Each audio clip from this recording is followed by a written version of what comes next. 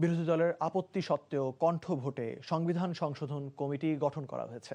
প্রতিবাদে সংসদ থেকে ওয়াকআউট করেছে বিরোধী দল। পরে সংবাদ সম্মেলনে জামায়াত আমির অভিযোগ করেন, জনরায়কে পাশ কাটিয়ে সিদ্ধান্ত নিচ্ছে সরকার।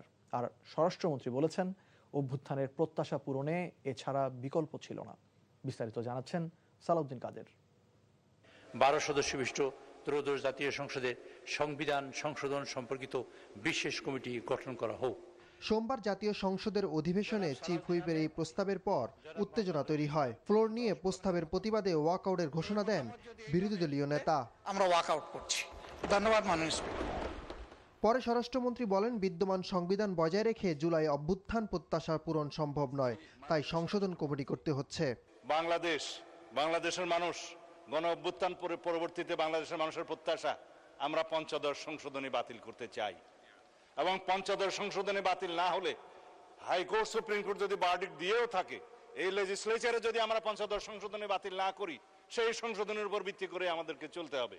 সুতরাং আমরা সংবিধান সংশোধনী কমিটি করা ছাড়া, এই সংবিধান সংশোধন করা ছাড়া এই জাতিকে আমরা নতুন প্রত্যাশা অনুযায়ী এগিয়ে নিতে পারবো না। এরপর কণ্ঠভোটে 12 সদস্যের সংবিধান সংশোধন কমিটি পাশ হয়। বিরোধী দলের জন্য রাখা হয় 5টি পদ। আমার মনে হয় জয়যুক্ত হয়েছে, জয়যুক্ত হয়েছে, জয়যুক্ত হয়েছে। ওয়াকআউটের পর সংসদ লবিতে সংবাদ সম্মেলনে ডাক্তার শফিক জানান, সংবিধান সংশোধন কমিটিতে অংশ নেবেন না তারা। বলেন, গণভোটের ফলাফল না মানা জনগণের সাথে বিশ্বাসঘাতকতার শামিল। ৬৩.৬% মানুষ যে গণভোটে বলেছে, 51 বড় না ওইটা বড়? এই 51 তো বাস্তবায়ন হয়েছে। আমাদের অনেক রিজার্ভেশন থাকা সত্ত্বেও আমরা মেনে নিয়েছি।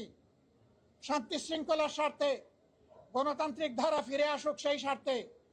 তাহলে বেশিরভাগ জনগণের অভিপ্রায়কে আমরা অস্বীকার করব কিভাবে?